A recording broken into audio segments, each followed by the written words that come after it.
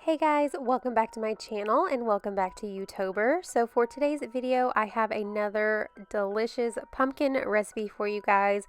This one is slightly healthier. It is made with oats.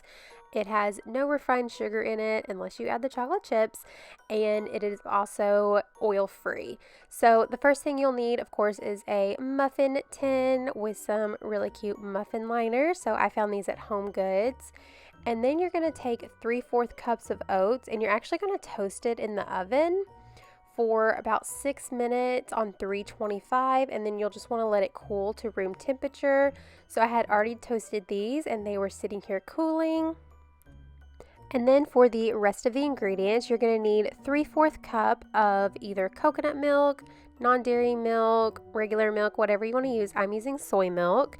You're going to need 2 teaspoons of vanilla extract.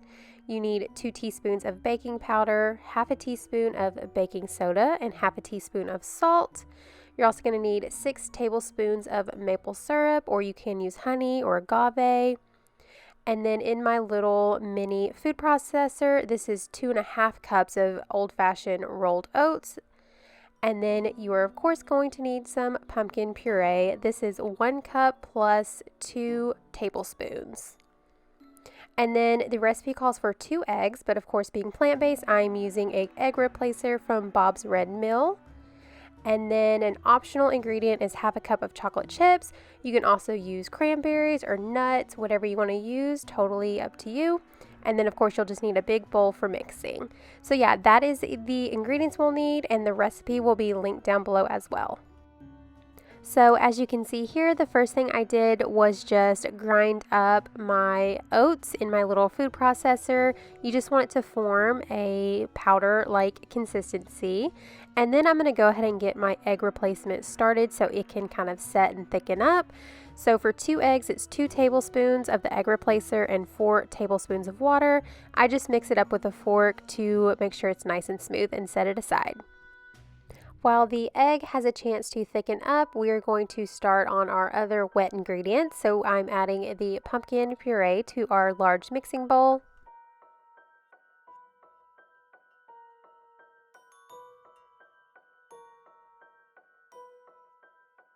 To the pumpkin, I'm going to add in the maple syrup.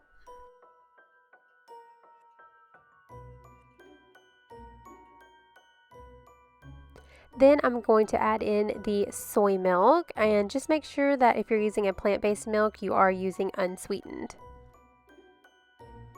And then I'm going to add in the vanilla extract.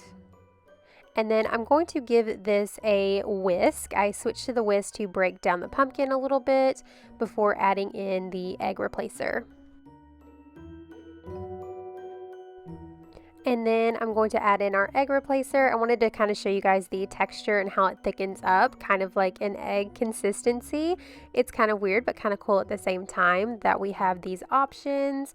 And I really enjoy using this. It works really, really well with baking. You can also do a flax egg. I just honestly never have the best luck with those, so I prefer to use this Bob's Red Mill egg replacer.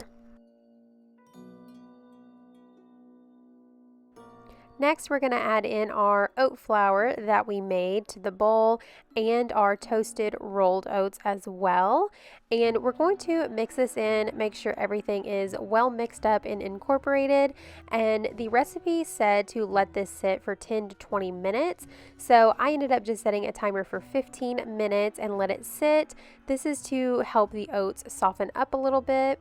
And then once my timer went off, I gave it another quick mix before adding in our other ingredients.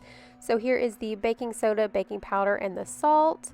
And then an ingredient I think I forgot to show at the beginning of the video is pumpkin pie spice. This is a very important ingredient, don't forget it, and it's 3.5 teaspoons.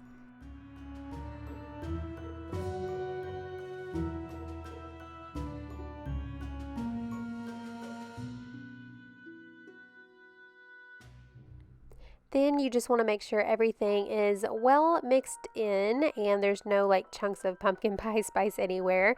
This is where you're going to add in your chocolate chips if you're using them, or your nuts or cranberries. And of course, just give everything a really good mix. Make sure everything is evenly dispersed. And then we are going to start filling in our muffin tins.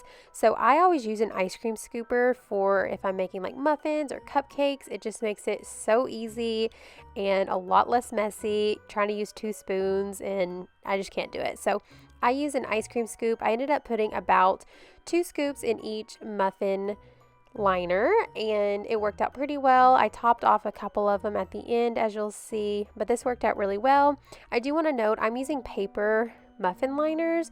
The recipe, which I didn't see until after I had already baked them, they suggest using like parchment paper muffin liners so that the muffins won't stick to the liner. Mine stuck just a little bit, but it turned out okay. I really wanted to use the cute Halloween ones. Then you're going to bake these at 350 for about 25 minutes. And here's how they turned out.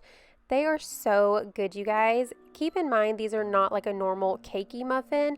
These are a oatmeal muffin. So the inside texture is kind of oatmeal-ish, and it's like really interesting and really good. I've never had them before. I had to show Polly. She always gets so mad at me when I bake stuff and I tell her she can't have any because it has chocolate in it. So she was staring me down. But I hope you guys give this recipe a try and enjoyed this video. The original recipe will be linked down below if you want to check it out. Give this video a thumbs up if you enjoyed it, and don't forget to subscribe if you're new, and I'll see you guys tomorrow. Bye, guys.